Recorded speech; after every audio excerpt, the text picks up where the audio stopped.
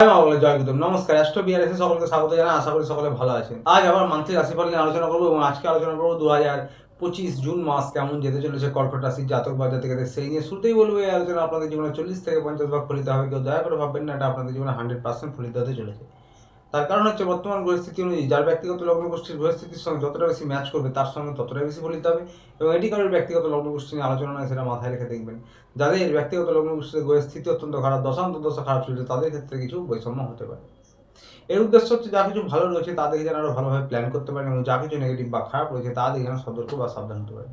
তো শুরুতেই বলবো যে আপনাদের কিন্তু 1 নম্বর যে হাউসটি, সেই হাউসে মঙ্গল রয়েছে, নীচ মঙ্গল। তো শুরুর দিকে অর্থাৎ প্রথম 1 সপ্তাহে শরীরে টুকটাক সমস্যা, ইমিউনিটি সিস্টেম কম হওয়া, এগুলো হতে পারে। মাথা যন্ত্রণা, চোখ জ্বালা করা, রক্তজনিত কোনো সমস্যা, ইমিউনিটি সিস্টেম একটু কমজোরি থাকবে।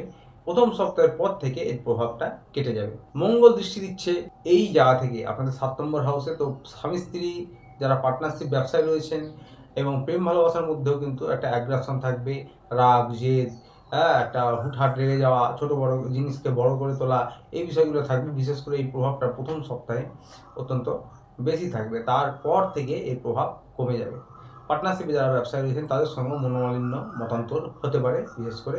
এরপরে মঙ্গল দ্বিতীয় সপ্তাহে 2 নম্বর ঘরে চলে আসবে এবং এখানে আপনাদের অর্থস্থানে আসবে। তো অর্থ রোজগারের জন্য আপনাদের এটা পরাক্রম বৃদ্ধি করবে। অর্থ রোজগারের জন্য আপনাদের ছুটোছুটি বাড়িয়ে দিবে, কর্মব্যস্ততা বাড়াবে, পরাক্রম বৃদ্ধি করবে।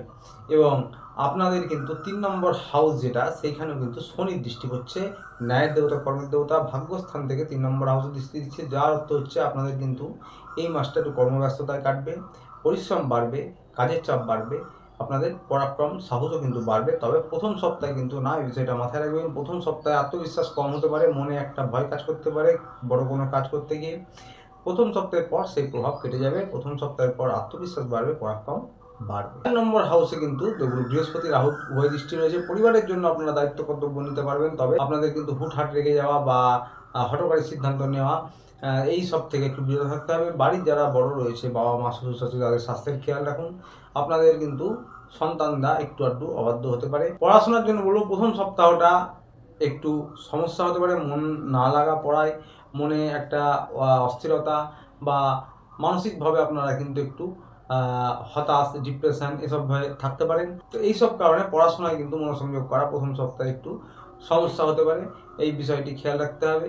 এবং দ্বিতীয় সপ্তাহ থেকে পড়াশোনায় আপনারা মিশ্র ফলাফল পাবেন। এই মাসে মিশ্র ফলাফল বলা যাবে, যেমন পরিশ্রম করবেন সেই অনুযায়ী ফল পাবেন। তো পড়াশোনায় আপনারা মনোযোগ বাড়ান, সময় দিন।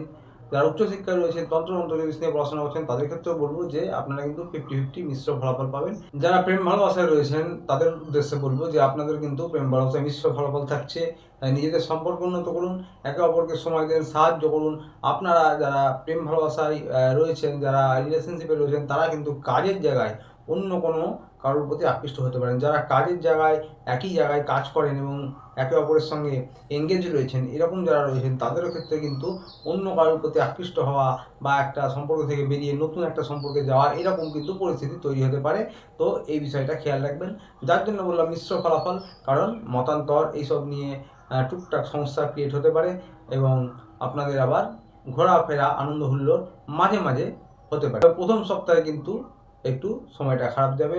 মানসিকভাবে ভুল বুঝাবুঝি, ছোট কথাকে বড় করে তোলা, ইগোর সমস্যা, টুকটাক কথায় কলহ, এগুলো থাকছে। আপনাদের সন্তানরা কিন্তু একটু অবাধ্য হতে পারে, এই বিষয়টি খেয়াল রাখবেন প্রথম সপ্তাহে। বিশেষ করে যারা সরকারি বেসরকারি চাকরি করছেন, ব্যবসায়ী রয়েছেন, তাদের উদ্দেশ্যে বলবো যে আপনাদের কিন্তু কোনো কাজ, কোনো ব্যবসার জন্য বা সরকারি বেসরকারি চাকরি যারা করছেন তাদের কোনো প্রমোশন পদোন্নতির জন্য বা কর্মক্ষেত্রে আপনাদের সময়টা কিন্তু এই মাসটা মিশ্র যাবে। 15 তারিখ পর্যন্ত কিন্তু মোটের উপরে একরকম যাবে। 15 তারিখের পর থেকে খরচ বৃদ্ধি হবে। তবে সরকারি যে কোনো কাজ, আইনি ঝঞ্ঝাট বা সরকারি যারা চাকরি করেন, সকলের উদ্দেশ্যে বলবো যে আপনাদের সরকারি কাজের জন্য কিন্তু 15 তারিখের পর টুকটাক সফলতা পাওয়ার সম্ভাবনা রয়েছে। তো এই মাসটা মোটের ওপর ব্যবসায়িক ক্ষেত্রে বা সরকারি বেসরকারি যারা চাকরি করছেন, ভালো মন্দ মিলিয়ে মিশ্র একটা ফলাফল থাকছে। উপার্জন একই রকম থাকবে। বিশেষ করে প্রথম সপ্তাহে এবং পরের দিকেও একটু মুখের বাণী, ক্রোধের উপর নিয়ন্ত্রণ রাখবেন।